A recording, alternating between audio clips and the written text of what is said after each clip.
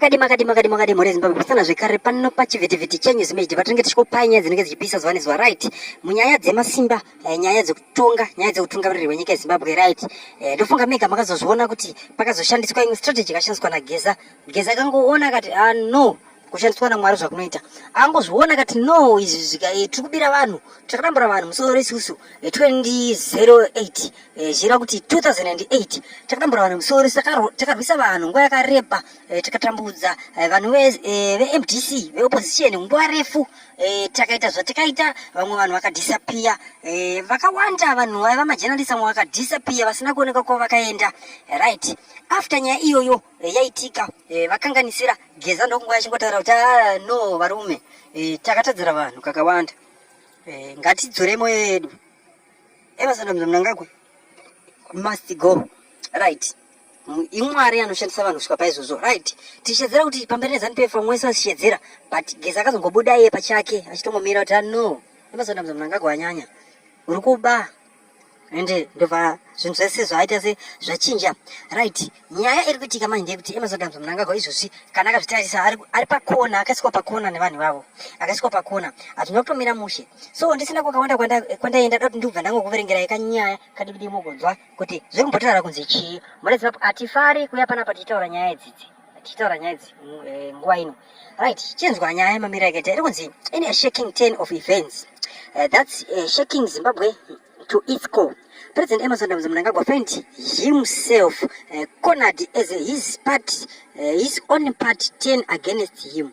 Iye chokwadi party yatu against Emerson Mnangagwa kana makazvitarisisa kana muchizviona right kwasara vafana varakashaya vakapiwa mota nawiki neuchifai ndo vari kungoposta zvavari kuposta but iye mumwoyo make nefamily yake varikutozviziva kuti apa zvadhakwa right chinzwa manje zviri kubva zvanzi at the center of political earthquake is blessed comrade Geza, the firebrand war veteran who's become Mnangagwa's worst nightmare right ndofunga nyaya mese mainzwisisa vane mufungiro wavo kana vanofunga kupfuura inini munofanira kutiudzawo mucomment section kana vanongona malatest isa mucomment section hapana chanzingaonekana ukatuka ndotozviona kuti sure apa wandotuka but ndinchiti nemuzita raMwari ngavakukomborerawo nekutuka kwako ikoko because inini muwiro wangu kana kuti uposta kwangu kwanoita kuuploada kwanochita mavidhios panapa handisi kuuploada kuti iwewe ndifadze kana kuti chii aiwa ndiri kuuploada kutorwisa ZANU-PF because chatuve many times ZANU-PF chida kuheka maaccounts edu ndofunga makatasa vakomana vese vanotaura pana pasocial media vachitaura against ZANU-PF vatova nenguva dzakareba vachida kuhekerwa maaccounts eani ZANU-PF zvatinotoziva kutoti yatraya many times but hapana pavangaheke maaccounts edu kunyararidza voice revanhu voice raMwari right tinokutendai muri Zimbabwe ndokona muchiita pano thank you for watching. It be clear kuti time dzemadouble standard dzapera avo vanozoda kuuya kwatiri vachititi no tanga tiriko taisapotawo zvido zvekuti vanhu veZimbabwe vabhenefite asi makawanda mubako muchichengetedza zvigaro zvemusangano. We are not doing something to do with the political party but we are serving the interest of Zimbabwe entire. We are not there. This struggle is not driven by political party. So kune vari kugara vakawanda mubako vachiita maslogani 2030 but vachiruma vachifuridzira vanodzoka vachitaura kateketeke kuti nesuwo tinoda General Chiwenga asi muchigara makawanda. Let it be clear kuti the time is over. Hakuna time yekuti vamwe vanhu vanozoda kuda kutsvaga paugara pakadoma. We've been in this game for a long time struggling. Some of the people, they have been suspended.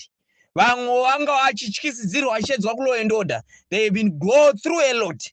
Vamwe mozongouya makuti aiwa tanga tiripo tisu the time is over. I'm telling you. This is the time now to stand up and be counted. Kwete kuti uda kuzvita iwewe ndoni ngone ma1 state unogara wakawanda audi kubuda pachena vamwe vanhu vari kususpendwa nekuda kweZimbabwe vamwe vanhu vari kususpendwa kuti enough is enough. Zimbabwe is not going to be a dynasty of Mnangagwa.